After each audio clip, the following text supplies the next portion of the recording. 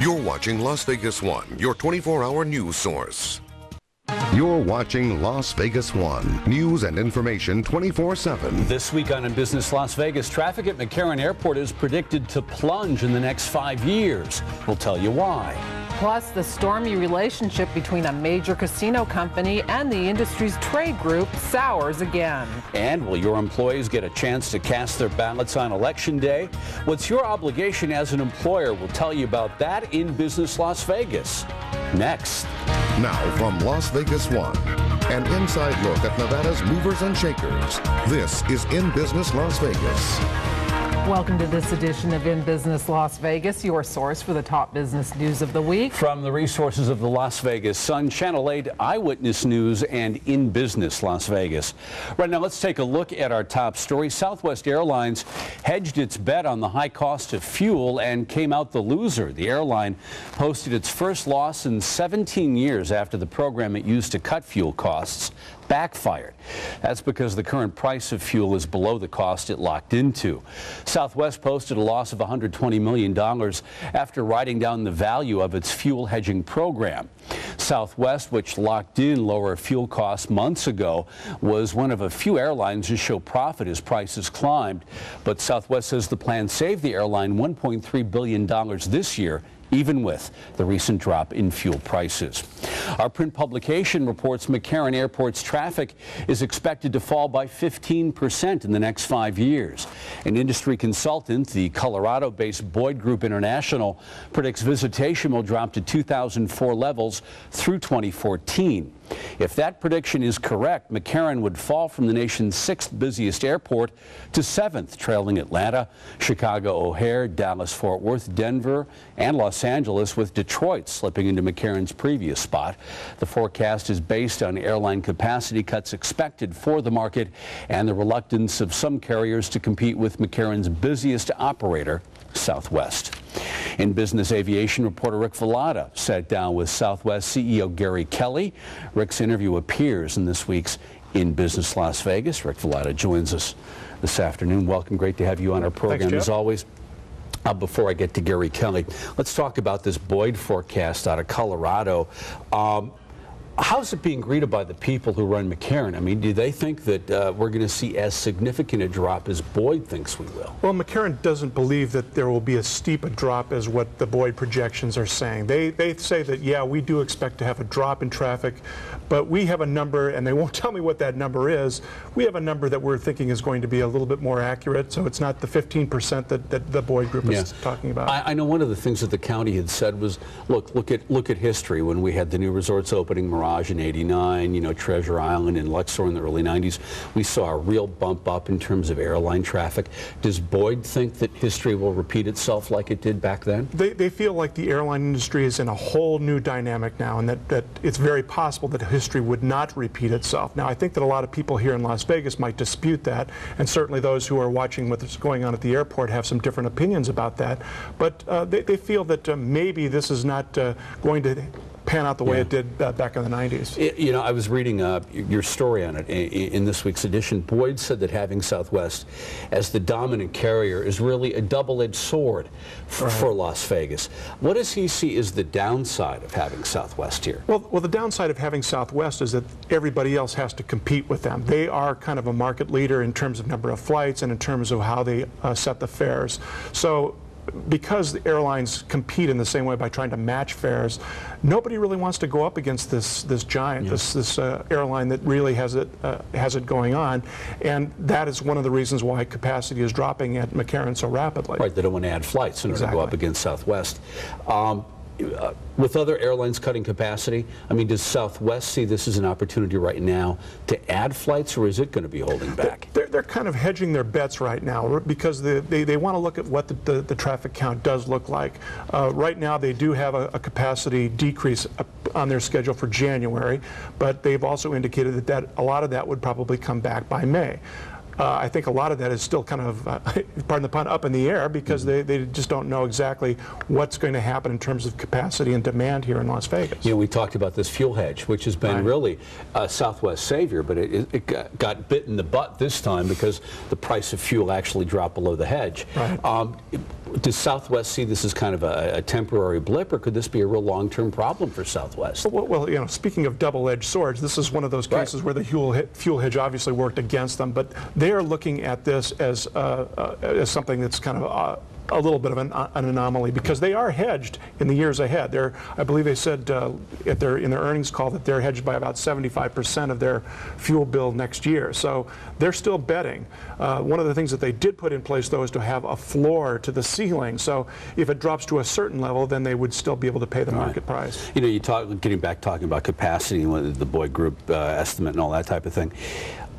Is this throwing into question McCarran's drive to expand its building, that new Terminal 3 right now? And then, of course, there's the Ivanpah Airport on the drawing board for years down the road. But does this call into question, really, both of those expansions? Well, I asked both the McCarran people and Mike Boyd about that very topic, and both of them are in agreement that, yeah, we should press forward because this isn't going to last forever.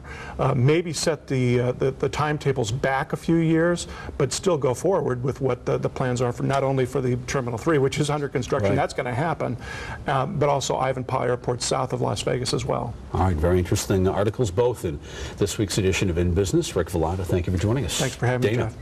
Thanks, Jeff. The Valley's newest casino resort is about to open its doors. Station Casinos will unveil Aliante Station next month. The new resort is expected to provide a much-needed economic boost to North Las Vegas. Channel 8's Melissa Duran reports.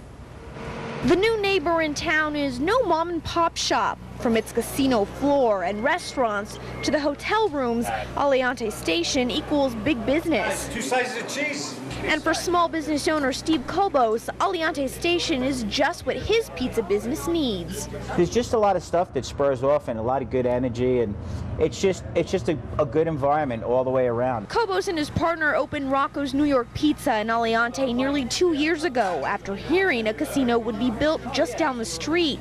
He's hoping the hustle and bustle the casino is expected to get will somehow make its way to him. Maybe they want to get out of the casino, they'll come by us and just have a nice normal meal. Overflow is the hope of businesses around Aliante, who are welcoming the new kid on the block with open arms. General Manager of Sierra Gold, Christy Andrade, says a business as big as Station Casinos is exactly what this small, quiet community way up north needs. A lot of people aren't drawn to this area naturally, and we are really excited about all their employees that are going to be coming out here, and all the people that are going to come out and check it out, because we are just like right across the street from them. We're the newest neighbor in the neighborhood, and we bring a big business to the neighborhood. And if that can help to stimulate what goes on elsewhere in the neighborhood, I'm excited to have the opportunity to do it. For Kobos, excited doesn't begin to explain it. Although he says his business won't rely on the casino to be successful, he admits a little help from a big name never hurts. Melissa Duran, Channel 8 Eyewitness News. And Aliante Station is scheduled to open November 11th. When In Business comes back, the on-again, off-again relationship between a major gaming company and its trade group is off again. We'll tell you why. Plus, the lines may be long on Election Day. Are you obliged to give your employees time off to vote? We'll have some answers when In Business comes back. You're watching In Business Las Vegas with Jeff Gillan, a program presented in partnership with the Las Vegas Sun, Cox Communications, and KLAS-TV. It's a growing city, booming with enterprise. Las Vegas means business, and only In Business Las Vegas delivers business news and information from the inside out. Insider interviews with business leaders of an ever-changing economy. The gaming industry took another beating on Wall Street last month. Jeff Gillan gets the information that business people need to know and keeps a close watch on our local economy. In Business Las Vegas with Jeff Gillan, only on Las Vegas 1, Cox Cable Channel 19.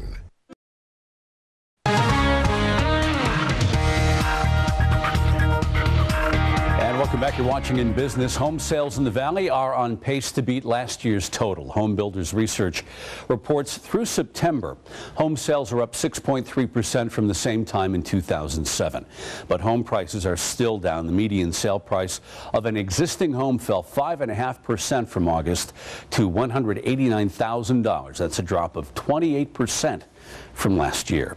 And another home builder is pulling out of the valley, though maybe temporarily. Concordia Homes is closing its sales offices in the valley. Home Builders Research reports the company will finish building homes under construction.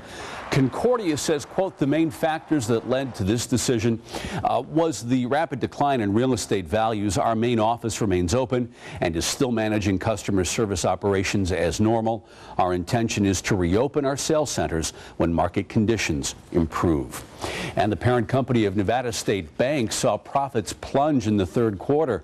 Zions Bank Corporation reports net income of $33.4 million. That's down nearly 75% from the same time last year. Company chairman and CEO Harris Simmons says despite the economic crisis, Zion's core business remains strong and its balance sheet healthy. Dana. Jeff, room tax revenue fell short of projections for the first 2 months of the fiscal year. The Las Vegas Convention and Visitors Authority says casinos generated $31.7 million in room tax money for July and August. That's off 8.1% from last year, and it's nearly $3 million less than projected. Despite the slow start, the authority predicts room tax revenue for the fiscal year will be up 1.5% from 2007. The world's second largest gaming company is leaving the Nevada Resort Association. MGM Mirage representatives say given current economic struggles, the decision is a cost-cutting measure. This is the second time the company has left the NRA. It briefly severed ties with the group in 2003.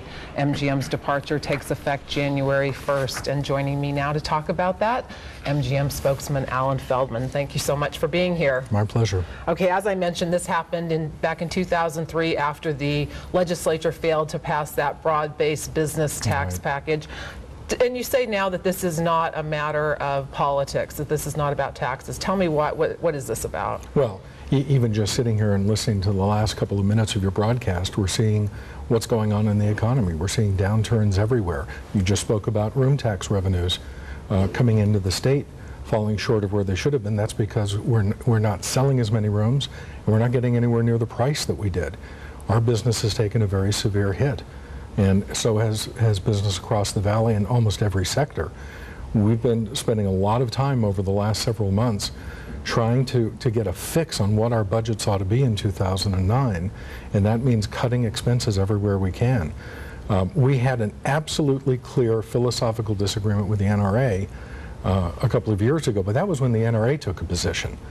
What's happening now in the tax debate is that we have individual gaming companies sort of going off on their own, taking different positions. The NRA itself wasn't really involved in this. So what's happening now relates solely and only to the fact that we have to find ways to cut expenses going forward in 2009. Are those dues really a big chunk for MGM Mirage? Well, those dues are a lot of money, and especially when you take it against what that could mean in terms of salaries, what that could mean in terms of available capital to do other things. I mean, sure, compared to where we are as a company, it may seem like a small amount, but as you make these kinds of decisions throughout the company, you begin to add up numbers like this, and it starts to get to very serious amounts. You know, when casino ownership was diversified on the Strip, there was more of a need, it seems, for the NRA. Now that you have these big, major gaming companies and they have their own lobbying arms and PR employees, do you think there's as much need for an industry trade group as there was in the past? Well, I think that there is a need for an industry trade group. I think that it's important to have a clearinghouse for industry information to the public. And to lawmakers and to the media to find out what's going on and assimilate statistics. From a lobbying perspective, I think you're absolutely right. I think that has probably passed. We have our own lobbying organization within MGM Mirage, and most of our colleagues up and down the Strip do the same, and or they work with others in the community. The notion also that we all have a monolithic point of view about anything, well, you've been around for more than a couple of years, you know full well, simply isn't true. I know I've often said with friends that if you had 4 or 5 gaming company senior executives in a room, I don't know that you could actually get a consistent decision about whether or not the sun's going to come up tomorrow. Does that mean we're going to see a number of tourism alliances or trade groups that will represent each major casino group? I doubt that. I think what we will need to do is find ways to work together in order to express the things that we have in common, and particularly to be mindful of capturing information that the public and the lawmakers need to have. Okay, real quickly, are we going to see MGM Mirage lobbying against that room tax increase? Well, I don't know whether or not we're going to need to lobby against it. I think the notion of tax increases of any kind right now would appear to anyone to be a pretty ridiculous notion. But, even paid by tourists. Well, we can go on and talk about question 5. I mean, it is a very, very bad idea coming at a bad time, so we'll leave it at that. We'll have you back to discuss that another Happy to time. do it. Thank you. Jeff? All right, Dana, thank you. A fixture in Las Vegas's colorful past died this week. Frank Lefty Rosenthal died Monday in Florida of a heart attack. Rosenthal was a mob frontman at the Stardust back in the 70s. He was one of only 36 people in Nevada's Black Book, the list of people excluded from the state's casinos. Actor Robert De Niro portrayed Rosenthal in the movie Casino. Lefty Rosenthal was 79 years old.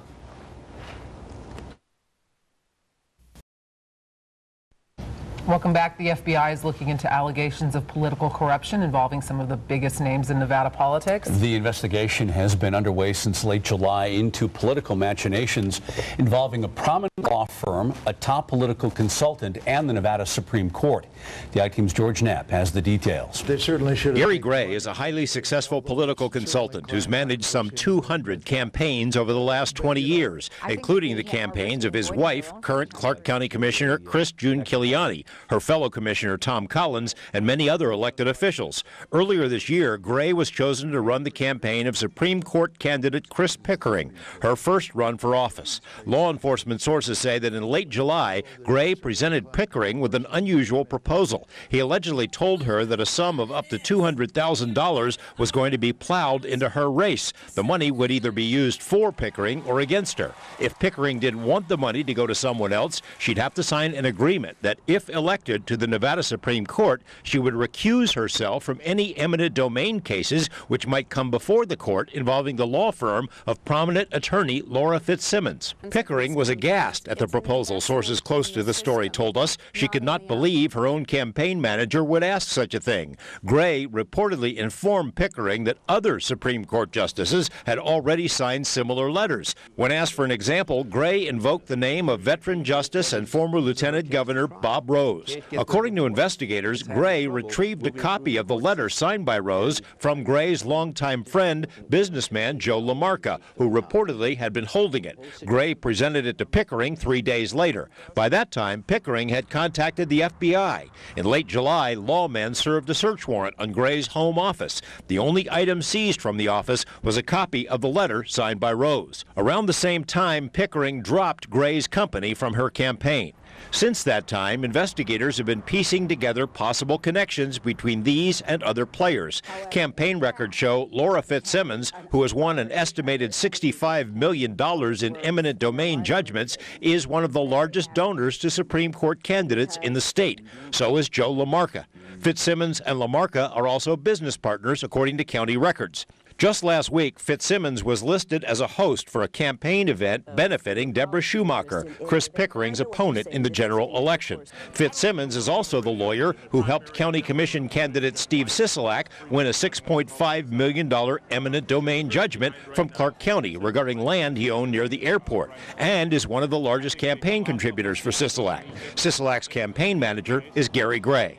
Gary Gray declined to be interviewed, but told the I-Team he, quote, can't comment until this is resolved, but he believes it will be resolved in his favor. George Knapp, Channel 8 Eyewitness News. Well, we spoke with Gary Gray this morning, and he says no search warrant was actually served at his home and that he has not been subpoenaed. Prosecutors at the local and federal levels have looked at the case, but so far they say they do not see any crime. However, the investigation is very much alive and ongoing. A spokesperson for Chris Pickering's campaign said she could not comment. Law enforcement sources say had it not been for Pickering, they would never have learned about this matter. And Gary Gray says he did nothing wrong. Attorney Laura Fitzsimmons was unavailable for comment. Jeff. Dana, when In Business Las Vegas returns, Americans are expected to flock to the polls on November 4th. Should you give your employees extra time off? We'll hear from an expert. Plus, all it takes is an updo, wire-rimmed glasses, a power suit, and that wink.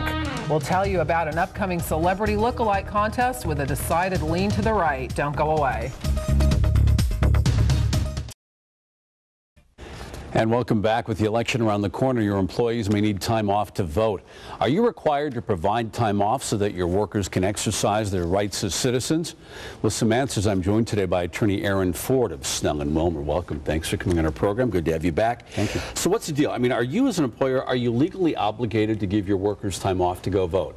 The short answer is yes. This issue is actually addressed directly by statute here in Nevada. Really? Yes. Does it, are you obligated to give a certain amount of time off? I mean, how does it work? Well, the statute itself has about 6 different criteria. To answer your question directly, yes, there is a particular amount of time you would have to give an employee off. It would depend, however, on how far from the place of employment the poll is. Oh, okay. So, for example, if the place of employment is 2 miles or less from the poll, you only have to give 1 hour off during the workday. If it's between 2 and 10 hours, you would have to give 2 hours off. And if 2 and 10 miles, you would give 2 hours off. And if it's over 10 miles away, you have to give 3 hours off. Are you does this have to be paid time off? It is paid time off, yes, sir. Oh, okay. Now, what happens? I was reading some of the material that your law firm put out saying that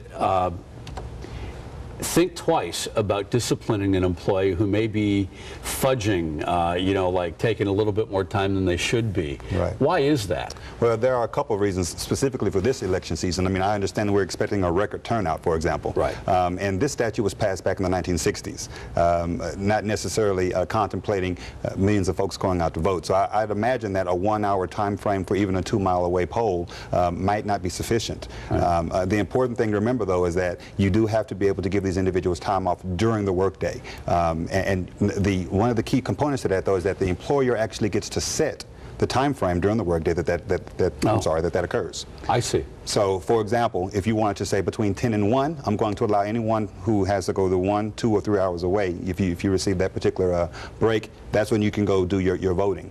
Yeah. Well, I was going to ask you, does this just apply on election day, or does this apply also to early voting? Well, that's a good question. That hasn't been an issue that's been litigated. Yeah. I would imagine, however, that this is an election day issue. Yeah, I would imagine too.